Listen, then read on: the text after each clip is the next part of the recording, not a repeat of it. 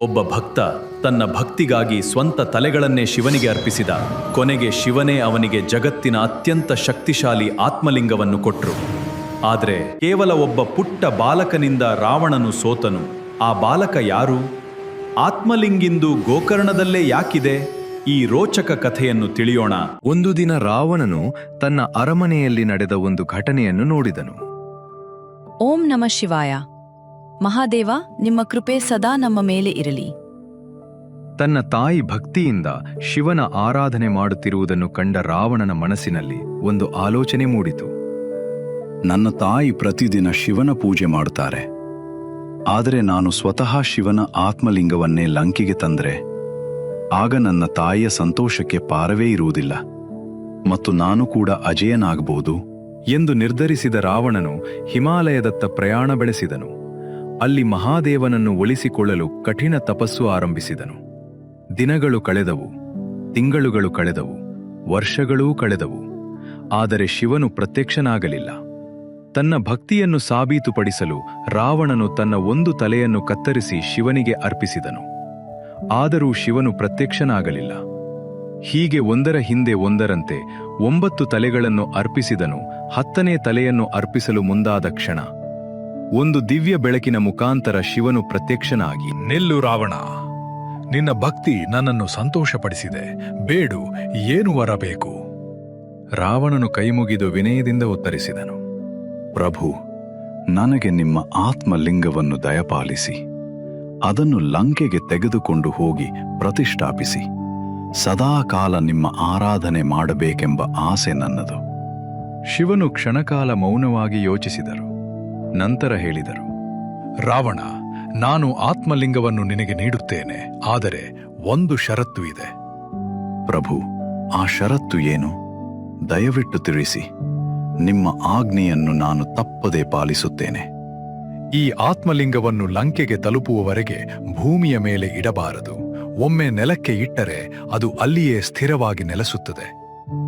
ಪ್ರಭು, ನಿಮ್ಮ ಷರತ್ತನ್ನು ನಾನು ಖಂಡಿತವಾಗಿ ಪಾಲಿಸುತ್ತೇನೆ.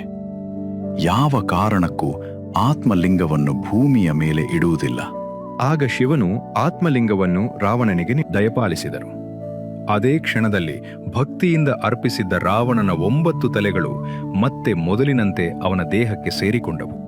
ಆತ್ಮಲಿಂಗವನ್ನು ಪಡೆದ ರಾವಣನು ಸಂತೋಷದಿಂದ ಕೈಲಾಸದಿಂದ ಲಂಕೆಯ ಕಡೆಗೆ ಪ್ರಯಾಣ ಬೆಳೆಸಿದನು. ಅವನ ಮನಸ್ಸಿನಲ್ಲಿ ಒಂದೇ ಒಂದು ಯೋಚನೆ ಇತ್ತು. ಈ ಆತ್ಮಲಿಂಗ ಲಂಕೆಯಲ್ಲಿ ಪ್ರತಿಷ್ಠಾಪನೆಯಾದರೆ ನನ್ನ ತಾಯಿಯ ಸಂತೋಷಕ್ಕೆ ಮಿತಿಯೇ ಇರುವುದಿಲ್ಲ ಮತ್ತು ನನ್ನ ರಾಜ್ಯವು ಜಗತ್ತಿನಲ್ಲೇ ಅತ್ಯಂತ ಶಕ್ತಿಶಾಲಿಯಾಗುತ್ತದೆ. ಅದೇ ಸಮಯದಲ್ಲಿ ದೇವಲೋಕದಲ್ಲಿ ಆತಂಕ ಶುರುವಾಯಿತು.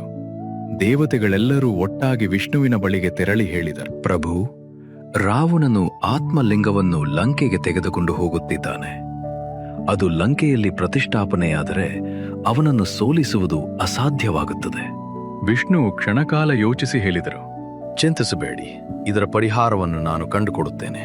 ಆಗ ವಿಷ್ಣುವು ಗಣೇಶನನ್ನು ಕರೆದು ಹೇಳಿದರು, ಗಣೇಶ, ರಾವಣನನ್ನು ತಡೆಯುವ ಕೆಲಸ ಈಗ ನಿನ್ನದು. ಗಣೇಶನು ವಿನಮ್ರವಾಗಿ ಕೇಳಿದನು, ಪ್ರಭು, ನಾನೇನು ಮಾಡಬೇಕು? ರಾವಣನು ಲಂಕೆಗೆ ತಲುಪುವ ಮೊದಲು ಅವನಿಂದ ಆತ್ಮಲಿಂಗವನ್ನು ನೆಲಕ್ಕೆ ಇಡಿಸಬೇಕು. ಆಗ ಮಾತ್ರ ಲೋಕದ ಸಮತೋಲನ ಉಳಿಯುತ್ತದೆ. ನಿಮ್ಮ ಆಜ್ಞೆಯಂತೆ ಆಗಲಿ ಪ್ರಭು ಎಂದು ಹೇಳಿ ಗಣೇಶನು ಹೊರಟನು. ಇತ್ತ ರಾವಣನು ವೇಗವಾಗಿ ಸಾಗುತ್ತಿದ್ದನು. ಆದರೆ ಸಂಜೆಯ ಸಮಯ ಸಮೀಪಿಸುತ್ತಿತ್ತು. ಸಂಧ್ಯಾವಂದನೆ ಮಾಡುವ ಸಮಯವಾದ ಕಾರಣ ರಾವಣನು ಸ್ವಲ್ಪ ಹೊತ್ತು ನಿಲ್ಲಬೇಕಾಯಿತು. ಆ ಸಮಯದಲ್ಲೇ ಒಬ್ಬ ಚಿಕ್ಕ ಬಾಲಕ ಅವನ ಕಣ್ಣಿಗೆ ಬಿದ್ದನು. ರಾವಣನು ಆ ಬಾಲಕನನ್ನು ಕರೆದು ಹೇಳಿದನು, ಮಗನೇ, ಈ ಆತ್ಮಲಿಂಗವನ್ನು ಸ್ವಲ್ಪ ಹೊತ್ತು ಹಿಡಿದುಕೋ. ನಾನು ಸಂಧ್ಯಾವಂದನೆ ಮುಗಿಸಿಕೊಂಡು ಬರುತ್ತೇನೆ. ಸರಿ ಸ್ವಾಮಿ, ನಾನು ಹಿಡಿದುಕೊಳ್ಳುತ್ತೇನೆ. ಆದರೆ ಒಂದು ಷರತ್ತು ಇದೆ. ಹೇಳು ಮಗನೇ, ಏನು ಆ ಷರತ್ತು? ಸ್ವಾಮಿ, ಈ ಆತ್ಮಲಿಂಗ ತುಂಬಾ ಭಾರವಾಗಿದೆ. ನಾನು ನಿಮ್ಮನ್ನು 3 ಬಾರಿ ಕರೀತೇನೆ. ಅಷ್ಟರೊಳಗೆ ನೀವು ಬರದಿದ್ದರೆ ಇದನ್ನು ನೆಲದ ಮೇಲೆ ಇಡಬೇಕಾಗುತ್ತದೆ. ಚಿಂತಿಸಬೇಡ ಮಗನೇ, ನಾನು ಬೇಗನೆ ಹಿಂದಿರುಗುತ್ತೇನೆ. ಹೀಗೆ ಹೇಳಿ ರಾವಣನು ಸಂಧ್ಯಾವಂದನೆ ಮಾಡಲು ತೆರಳಿದನು. ಇತ್ತ ಬಾಲಕನ ರೂಪದಲ್ಲಿದ್ದ ಗಣೇಶನು ಆತ್ಮಲಿಂಗವನ್ನು ಕೈಯಲ್ಲಿ ಹಿಡಿದು ನಿಂತಿದ್ದನು. ಸ್ವಲ್ಪ ಸಮಯ ಕಳೆದ ನಂತರ, ಸ್ವಾಮಿ, ದಯವಿಟ್ಟು ಬೇಗ ಬನ್ನಿ. ಆತ್ಮಲಿಂಗ ತುಂಬ ಭಾರವಾಗುತ್ತಿದೆ. ಆದರೆ ರಾವಣನು ಸಂಧ್ಯಾವಂದನೆಯಲ್ಲಿ ತಲ್ಲೀನನಾಗಿದ್ದನು. ಅವನಿಗೆ ಬಾಲಕನ ಧ್ವನಿ ಕೇಳಿಸಲಿಲ್ಲ. ಸ್ವಲ್ಪ ಸಮಯದ ನಂತರ ಗಣೇಶನು ಮತ್ತೊಮ್ಮೆ ಕರೆದನು. ಸ್ವಾಮಿ, ಇನ್ನೂ ಹೆಚ್ಚು ಹೊತ್ತು ಹಿಡಿದುಕೊಳ್ಳಲು ನನ್ನಿಂದ ಸಾಧ್ಯವಾಗುತ್ತಿಲ್ಲ. ಆದರೂ ರಾವಣನಿಂದ ಯಾವುದೇ ಉತ್ತರ ಬರಲಿಲ್ಲ. ಕೊನೆಗೆ ಗಣೇಶನು 3ನೇ ಬಾರಿ ಕರೆದನು. ಸ್ವಾಮಿ, ಕ್ಷಮಿಸಿ, ಈಗ ಇದನ್ನು ಕೆಳಗೆ ಇಡಬೇಕಾಗಿದೆ. ಹೀಗೆ ಹೇಳಿದ ತಕ್ಷಣ ಬಾಲಕನ ರೂಪದಲ್ಲಿದ್ದ ಗಣೇಶನು ಆತ್ಮಲಿಂಗವನ್ನು ಭೂಮಿಯ ಮೇಲೆ ಇಟ್ಟನು. ಅದೇ ಕ್ಷಣದಲ್ಲಿ ಭೂಮಿ ನಡುಗಿತು. ಆಕಾಶದಲ್ಲಿ ಮಿಂಚುಗಳು ಹೊಳೆಯತೊಡಗಿದವು. ಆತ್ಮಲಿಂಗವು ಭೂಮಿಯಲ್ಲಿ ಆಳವಾಗಿ ಬೇರೂರಿತು. ಇತ್ತ ರಾವಣನು ಸಂಧ್ಯಾವಂದನೆ ಮುಗಿಸಿ ವೇಗವಾಗಿ ಓಡುತ್ತಾ ಬರುತ್ತಿದ್ದನು. ಆದರೆ ಅವನು ಅಲ್ಲಿಗೆ ತಲುಪುವಷ್ಟರಲ್ಲಿಯೇ ಆತ್ಮಲಿಂಗವು ಭೂಮಿಯಲ್ಲಿ ಶಾಶ್ವತವಾಗಿ ಸ್ಥಾಪನೆಯಾಗಿತ್ತು. ಅದನ್ನು ಕಂಡ ರಾವಣನ ಮುಖದಲ್ಲಿ ಆತಂಕ ಮೂಡಿತು ಮತ್ತು ರಾವಣನಿಗೆ ಶಿವನು ಹೇಳಿದ ಮಾತು ನೆನಪಾಯಿತು. ರಾವಣ, ಈ ಆತ್ಮಲಿಂಗವನ್ನು ದಾರಿಯಲ್ಲಿ ಯಾವ ಕಾರಣಕ್ಕೂ ನೆಲದ ಮೇಲೆ ಇಡಬಾರದು. ಒಮ್ಮೆ ನೆಲಕ್ಕೆ ತಾಗಿದರೆ ಅದು ಅಲ್ಲಿಯೇ ಶಾಶ್ವತವಾಗಿ ಸ್ಥಾಪನೆಯಾಗುತ್ತದೆ. ಇದು ಏನು ಮಾಡಿದೆ ಮಗನೇ? ನಾನು ಬರುವವರೆಗೂ ಕಾಯಲು ಹೇಳಿದ್ದನಲ್ಲ. ಸ್ವಾಮಿ, ನಾನು ನಿಮ್ಮನ್ನು 3 ಬಾರಿ ಕರೆದಿದ್ದೆ, ಆದರೆ ನೀವು ಬರಲಿಲ್ಲ. ನನ್ನಿಂದ ಹೆಚ್ಚು ಹೊತ್ತು ಹಿಡಿದುಕೊಳ್ಳಲು ಸಾಧ್ಯವಾಗಲಿಲ್ಲ. ಇನ್ನೂ ಸ್ವಲ್ಪ ಸಮಯ ಕಾಯಬಹುದಿತ್ತಲ್ಲ. ನಿನಗೆ ಇದರ ಮಹತ್ವ ಗೊತ್ತಿದೆಯೇ? ಕ್ಷಮಿಸಿ ಸ್ವಾಮಿ, ನಾನು ನನ್ನಿಂದಾದಷ್ಟು ಪ್ರಯತ್ನ ಮಾಡಿದೆ. ಆದರೆ ಈ ಆತ್ಮಲಿಂಗದ ಭಾರವನ್ನು ತಡೆಯಲು ನನ್ನಿಂದ ಸಾಧ್ಯವಾಗಲಿಲ್ಲ. ಬಾಲಕನ ಮಾತುಗಳನ್ನು ಕೇಳಿದರೂ ರಾವಣನ ಕೋಪ ಕಡಿಮೆಯಾಗಲಿಲ್ಲ. ನಿನಗೆ ಗೊತ್ತಿದೆಯೇ, ಇದು ಸ್ವತಃ ಮಹಾದೇವರು ನನಗೆ ನೀಡಿದ ಆತ್ಮಲಿಂಗ. ಇದನ್ನು ಲಂಕೆಗೆ ಕೊಂಡೊಯ್ಯಬೇಕಾಗಿತ್ತು. ಸ್ವಾಮಿ, ನಡೆದದ್ದು ವಿಧಿಯಂತೆ ನಡೆದಿದೆ. ಈಗ ಕೋಪಗೊಂಡು ಏನೂ ಪ್ರಯೋಜನವಿಲ್ಲ. ಆ ಬಾಲಕನ ಮಾತುಗಳು ರಾವಣನ ಕೋಪವನ್ನು ಇನ್ನಷ್ಟು ಹೆಚ್ಚಿಸಿದವು. ಅವನು ತಕ್ಷಣ ಆತ್ಮಲಿಂಗವನ್ನು ಎತ್ತಲು ಮುಂದಾದನು. ತನ್ನ 2 ಕೈಗಳಿಂದ ಆತ್ಮಲಿಂಗವನ್ನು ಬಲವಾಗಿ ಎಳೆಯತೊಡಗಿದನು. ಆದರೆ ಆತ್ಮಲಿಂಗವು 1 ಅಂಗುಲವೂ ಕದಲಲಿಲ್ಲ.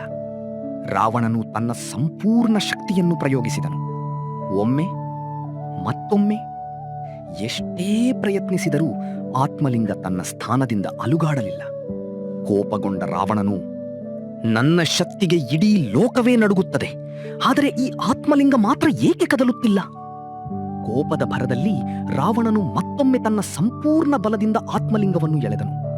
ಆತ್ಮಲಿಂಗವನ್ನು ಆವರಿಸಿದ್ದ ದಿವ್ಯ ಕವಚವು ಒಡೆದು ಅದರ ಪವಿತ್ರ ಭಾಗಗಳು 4 ದಿಕ್ಕುಗಳಿಗೆ ಹಾರಿಬಿದ್ದವು. ಆ ಭಾಗಗಳು ಬಿದ್ದ ಸ್ಥಳಗಳೇ ಮುಂದೆ ಮುರುಡೇಶ್ವರ, ಧಾರೇಶ್ವರ, ಗುಣವಂತೇಶ್ವರ ಮತ್ತು ಸಜ್ಜೇಶ್ವರ ಎಂಬ ಪವಿತ್ರ ಶಿವಕ್ಷೇತ್ರಗಳಾಗಿ ಪ್ರಸಿದ್ಧವಾದವು. ಆದರೆ ಮುಖ್ಯ ಆತ್ಮಲಿಂಗ ಮಾತ್ರ ಗೋಕರ್ಣದಲ್ಲಿಯೇ ಅಚಲವಾಗಿ ನೆಲೆಸಿತು. ಆ ಸ್ಥಳವೇ ಮುಂದೆ ಗೋಕರ್ಣ ಮಹಾಬಲೇಶ್ವರ ಕ್ಷೇತ್ರ ಎಂದು ಪ್ರಸಿದ್ಧಿಯಾಯಿತು. ಅಷ್ಟರಲ್ಲಿ ಆಕಾಶದಿಂದ ದಿವ್ಯವಾದ ಧ್ವನಿ ಕೇಳಿಸಿತು. ರಾವಣ, ವ್ಯರ್ಥವಾಗಿ ಪ್ರಯತ್ನಿಸಬೇಡ. ಈ ಆತ್ಮಲಿಂಗ ಇನ್ನು ಗೋಕರ್ಣದಲ್ಲಿಯೇ ಶಾಶ್ವತವಾಗಿ ನೆಲೆಸುತ್ತದೆ. ಇದು ನನ್ನ ಸಂಕಲ್ಪ. ಇದರ ದಿವ್ಯ ಶಕ್ತಿ ಈ 5 ಕ್ಷೇತ್ರಗಳಲ್ಲಿ ಸದಾಕಾಲ ಬೆಳಗುತ್ತದೆ. ಇಲ್ಲಿ ಭಕ್ತಿಯಿಂದ ಬರುವ ಪ್ರತಿಯೊಬ್ಬರ ಮೇಲೂ ನನ್ನ ಅನುಗ್ರಹವಿರುತ್ತದೆ. ಶಿವನ ದಿವ್ಯವಾಣಿಯನ್ನು ಕೇಳಿದ ರಾವಣನು ಮೌನವಾಗಿ ನಿಂತನು. ಅದೇ ಕ್ಷಣದಲ್ಲಿ ಆ ಬಾಲಕನ ದೇಹದಿಂದ ದಿವ್ಯ ಪ್ರಕಾಶ ಹೊರಹೊಮ್ಮಿತು. ಕ್ಷಣದಲ್ಲಿ ಬಾಲಕನ ರೂಪ ಮಾಯವಾಗಿ ಅಲ್ಲಿ ವಿಘ್ನ ವಿನಾಶಕ ಶ್ರೀ ಗಣೇಶನು ಪ್ರತ್ಯಕ್ಷರಾದರು. ಗಣೇಶ, ನೀವೇನಾ ಆ ಬಾಲಕ? ಹೌದು ಸ್ವಾಮಿ, ಲೋಕದ ಹಿತಕ್ಕಾಗಿ ಮತ್ತು ಮಹಾದೇವರ ಸಂಕಲ್ಪ ನೆರವೇರಲೆಂದು ಈ ಲೀಲೆಯನ್ನು ಮಾಡಿದೆ.